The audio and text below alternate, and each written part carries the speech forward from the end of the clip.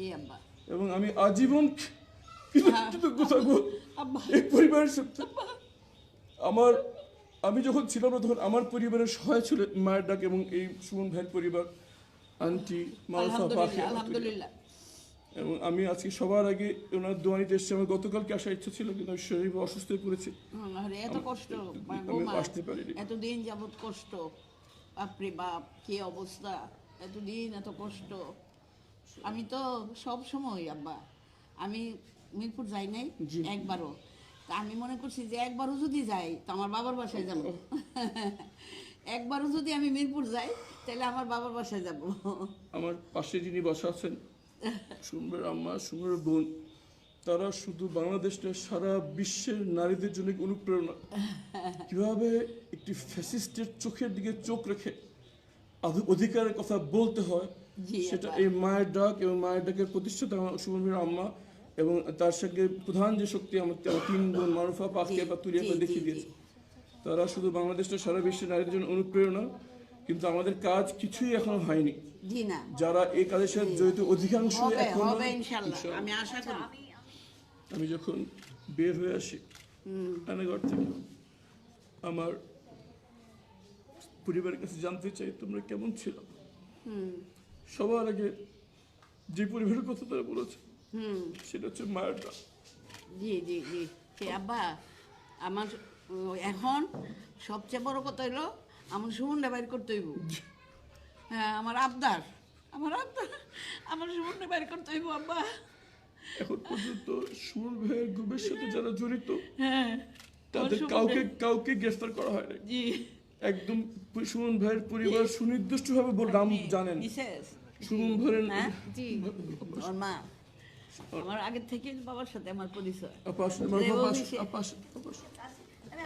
সুমন ভাইয়ের গুমের সাথে জড়িত সুমন ভাইয়ের পরিবার সুনির্দিষ্ট করে যারা ওনাকে উঠিয়ে নিয়ে গেছে তাদের নাম বলেছেন। এখন পর্যন্ত তাদের কাউকে গ্রেফতার করা হয়নি। না, সুমন ভাইয়ের মতো শত শত পরিবার এখনো জানতে পারেনি তাদের সন্তানের সাথে কি হয়েছে।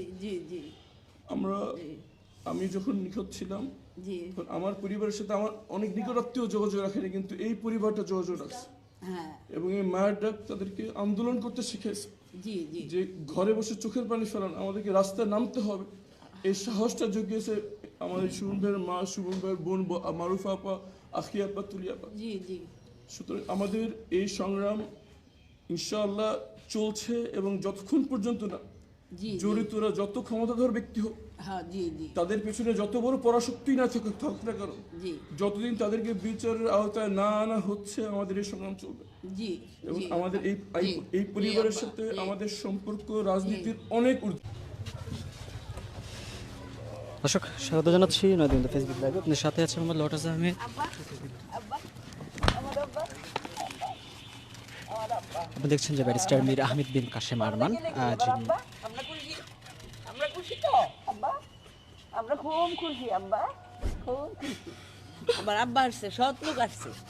হ্যাঁ, সৎ লোক আসছে, আমি খুব খুশি আব্বা। আসেন, ঘরে আসেন, ঘরে আসেন, ভিতরে আসেন। আপনারা দেখছেন যে নবনির্বাচিত সংসদ সদস্য যিনি ঢাকা 14 আসন থেকে দাঁড়িপাল্লা প্রতীক নিয়ে নির্বাচিত হয়েছেন ব্যারিস্টার মীর আহমেদ বিন কাশেম, তিনি তার প্রতিদ্বন্দ্বী প্রার্থী সানজিদা ইসলাম তুলির মায়ের সাথে সাক্ষাৎ করতে এসেছেন এবং তার দোয়া নেওয়ার জন্য কিন্তু তুলির যে বাসভবন রয়েছে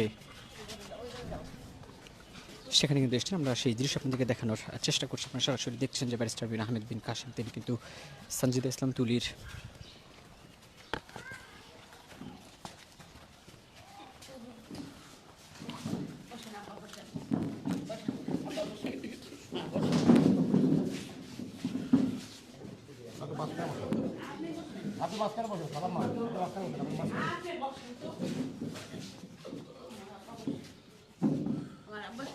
আগে থেকেই পরিচয়, আমার আগে থেকেই পরিচয়। এমপি তো এখন না হয়েছে, অনেক আগে থেকে আমার আব্বার সাথে আমার পরিচয়। জি আব্বা। এবং আমি আজীবন কৃতজ্ঞ থাকবো এই পরিবারের সাথে। আমি যখন ছিলাম না তখন আমার পরিবারের সহায় ছিল মায়ের ডাক এবং এই সুমন ভাইয়ের পরিবার, আন্টি, মারুফা, পাখি, আলহামদুলিল্লাহ। এবং আমি আজকে সবার আগে ওনার দোয়া নিতে এসেছি। আমার গতকালকে আসার ইচ্ছা ছিল, কিন্তু আমি শরীর অসুস্থ হয়ে পড়েছি, আল্লাহরে এত কষ্ট, আমি আসতে পারিনি। এতদিন যাবত কষ্ট, বাপরে বাপ কি অবস্থা, এতদিন এত কষ্ট।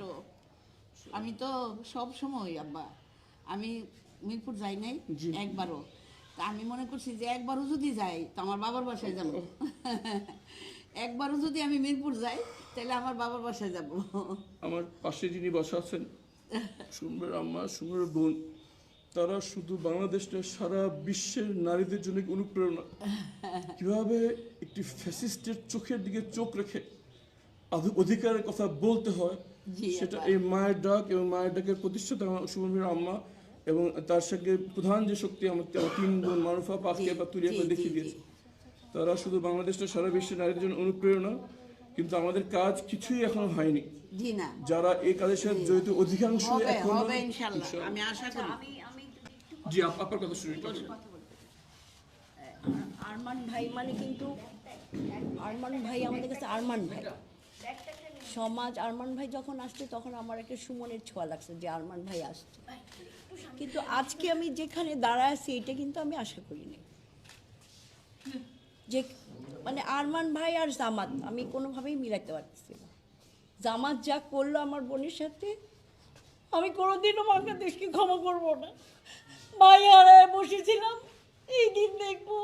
জামাত যা করলো আমার বোনের সাথে, আমি বাংলাদেশকে কোনোদিনও ক্ষমা করবো না। আমার বোন 13 বছর রাস্তায়, আবার রাস্তায়। কেন আমার বোনের সাথে এরকম হইলো আমি জানতে চাই। আমার বোনের সাথে কেন এমন হইলো?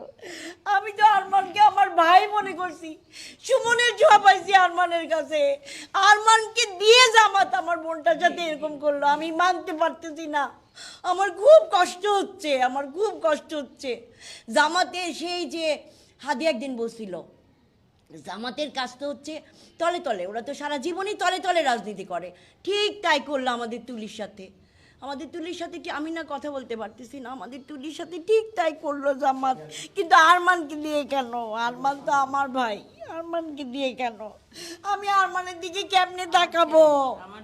আমি আরমানের দিকে কেমনে তাকাবো? আমার আরমানকে খারাপ ভাবতেও খারাপ লাগবে, কিন্তু আমি জামাতকে একদম ঘৃণা করি, ঘৃণা করি, ঘৃণা করি।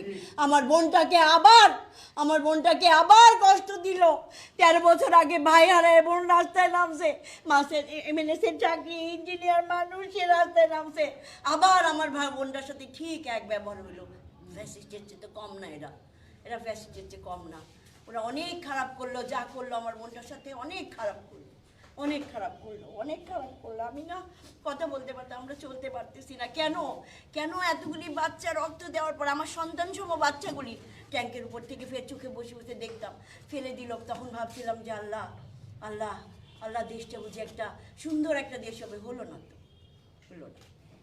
হলো না। আমার বোনটার সাথে যা হলো ঠিক হলো না, আমার বোনটার সাথে যা হলো ঠিক হলো না। জামাত ঠিক করলো না, জামাত ঠিক করলো না, জামাত ঠিক করলো না। জামাতের সেই রূপ, জামাতের সেই 71-এর রূপ জামাত দেখা দিল। কোথায় আরমান, কোথায় জামাতের এই আচরণ? সত্যি সত্যি জামাত কোথায়? সেই রূপ দেখা দিল 71-এ, সেই ঘরে ঘরে ঢুকে মেয়েদের ধরে নিয়ে যাওয়া, আমার বাবার ঘরে 3 বার আর্মি পাঠানো, সব বুদ্ধি